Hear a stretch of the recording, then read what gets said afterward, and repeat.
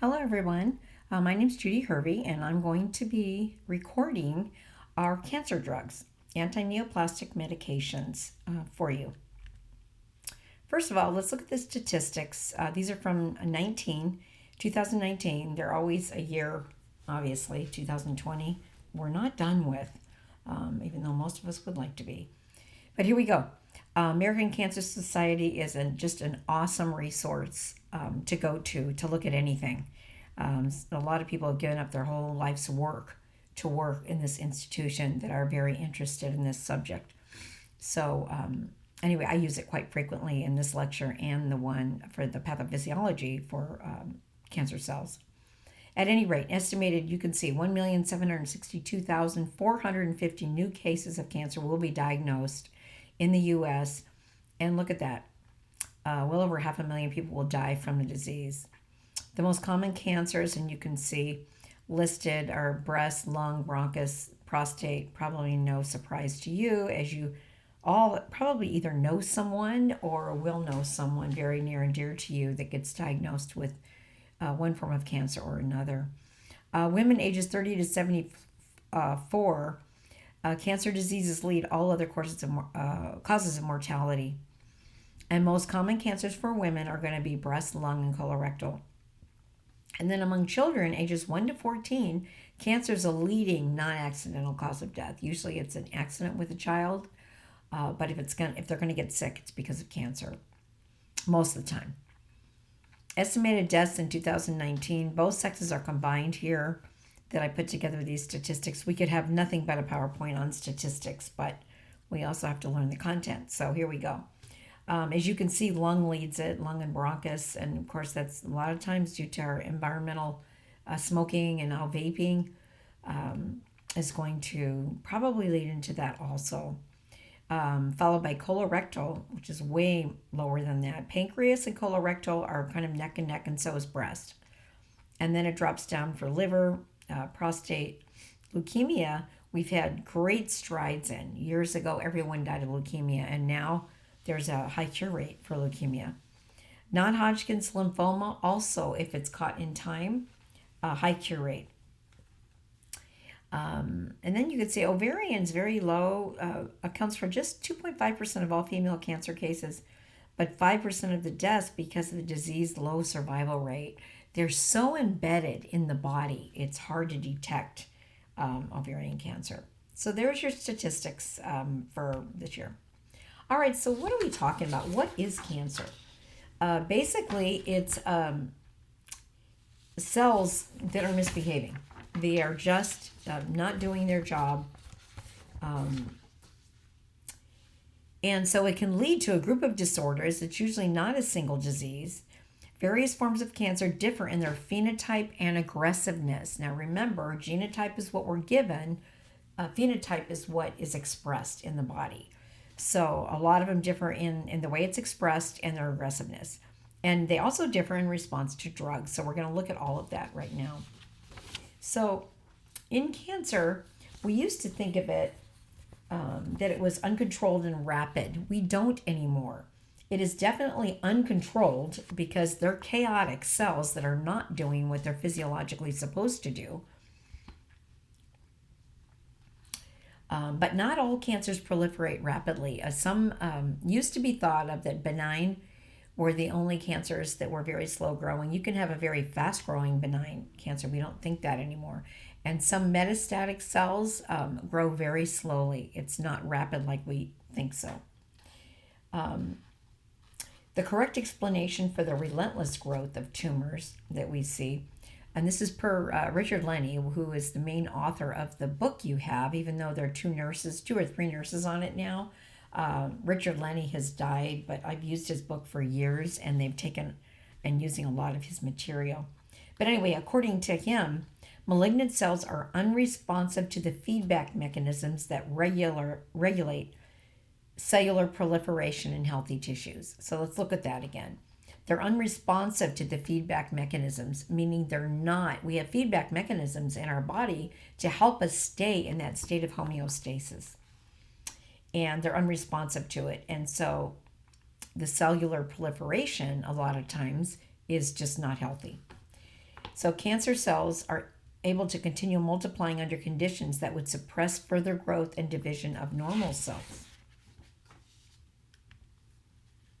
Okay, so for treatment, many things we can do. We have surgery, we have radiation, and we have drug therapy. And a lot of times, depending on the cancer, some cancers cannot be radiated.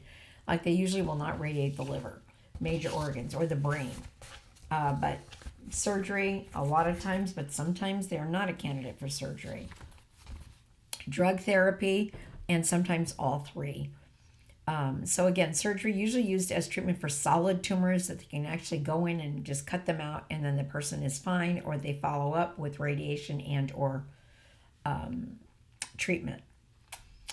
Let's look at the drug therapy. 4 major classes, which I'm going to talk quite a bit about today because this is for pharmacology. Cytotoxic drugs are that they kill the cell directly. They go right to the cell and kill it.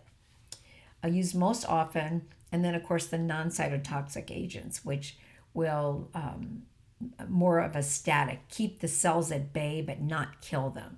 So they're for the cancer cells, but they're not going to absolutely go in and kill them. Hormones and hormone antagonists, that would be synthetically, we might make some type of testosterone or estrogen to stop a tumor, certainly not feed it.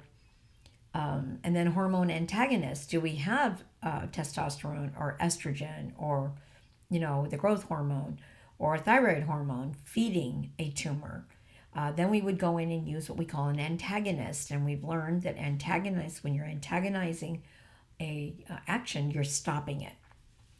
And then immunomodulators are biologic response modifiers. So what these do, they help the immune system.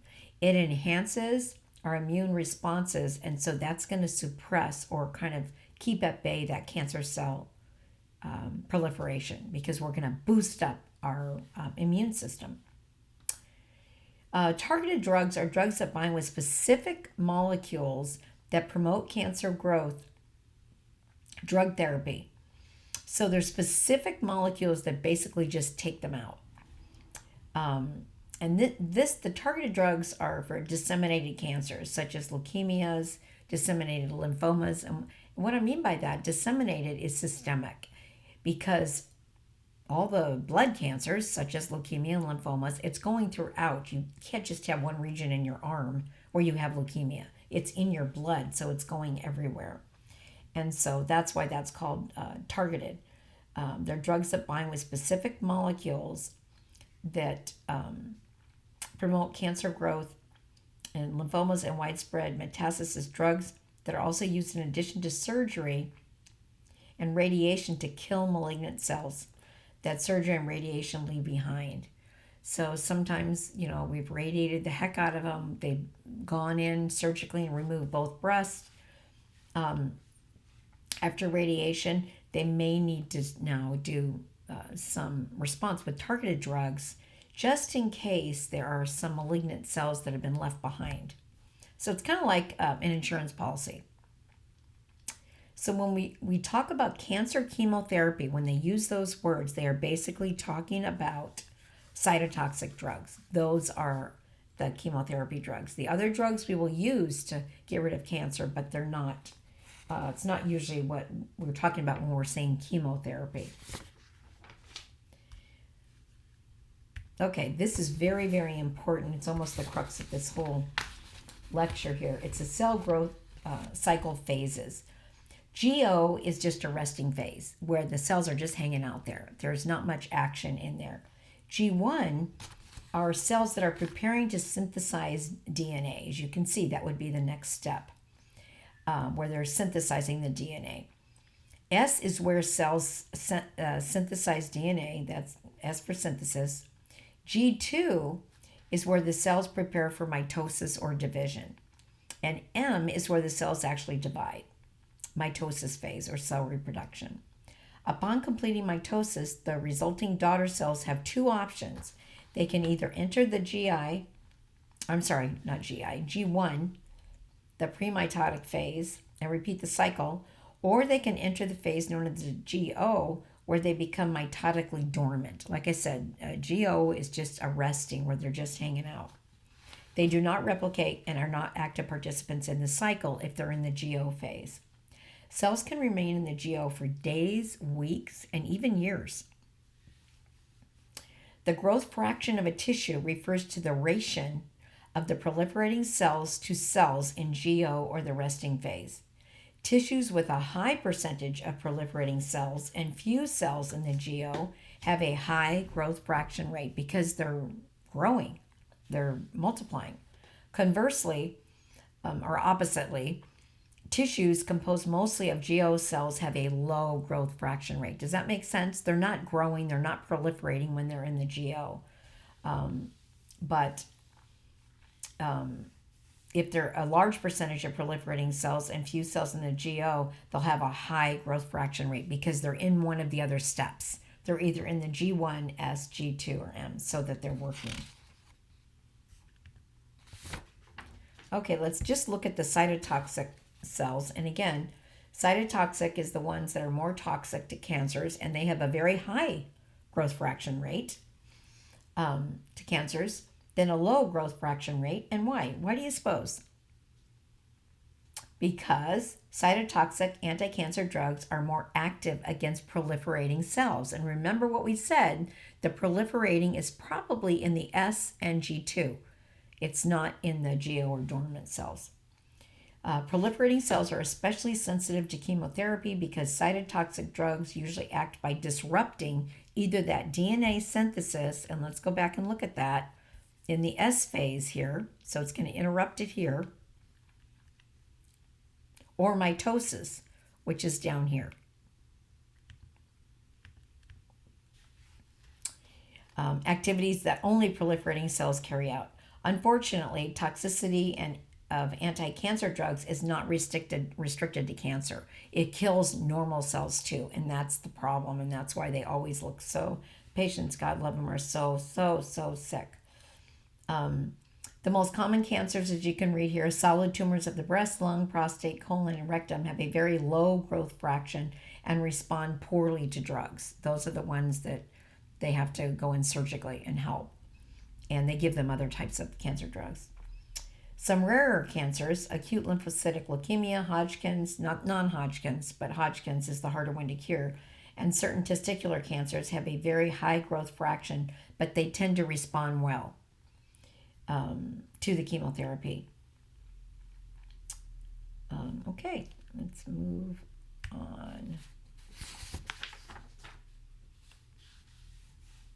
Okay, so cytotoxic anti-cancer drugs, serious toxicities will occur with these drugs, such as bone marrow suppression. They become severely anemic because it attacks all the blood cells.